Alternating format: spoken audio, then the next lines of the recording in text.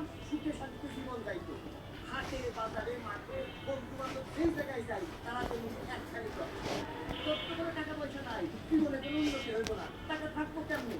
জমির ব্যবসা আছে সব তোমার নামে, তুমি আমার নামে দিতেছো না, যাতে আমি বিক্রি করে একটা কোনো কিছু করি। সম্পত্তি করতে অনেক কষ্ট, হইতে সময় লাগে না। শোন, কোনো চিন্তা করিস না। আরে আমি তো মরে যাই নাই, আমি তো বাইচা আছি। সম্পত্তি তোরেই দিব, তাই অহন না, সময় আসুক লইয়া দিব। আপনি এত নীতিগত কইতেছেন কেন? আপনারা কি এখানে যাচ্ছেন নীতিগত শোনানোর জন্য? আপনারা এইসব কথা শুনতে চাই না। আপনার সন্তান না, আপনার বড় ছেলে সবকিছু নিয়ে যাবেন। তোমার হাতে ধরি, পায়ে করি, আর অশান্তি করো।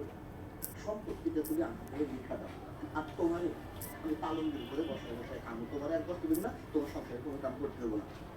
না বৌমা, এখন আর দেওয়ার সময় নাই। সময় হইলে আমি ঠিকই লিখে দিই, আমার এত কম লাগবে। বুঝছি, আমার মুখের কথা এখন আর কোনো কাম হলো না। তুমি কি চাইতেছো যে আমি আবার লাঠি হাতে করি? আপা শোনো, আমি কিন্তু ভুলে যাবো যে তুমি আমার জন্ম দিচ্ছ।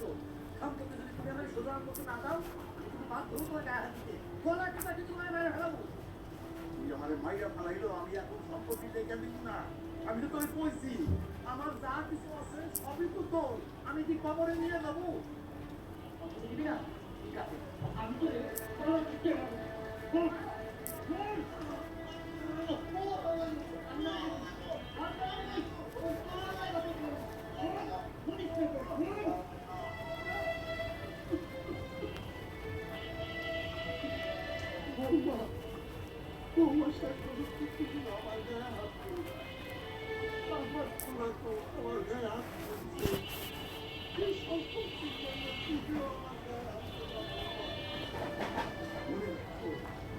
আমি মহিলা যাবো, তবু আমি সম্পত্তি লেগে দেবো না, তবু আমি সম্পত্তি লেগে দেবো না, দেবো না।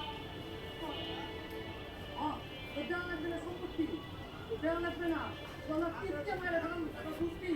বাড়িতে একটা তো খাওয়ান দাওয়ান সব বন্ধ, কিন্তু যে বাইরে ঢুকতে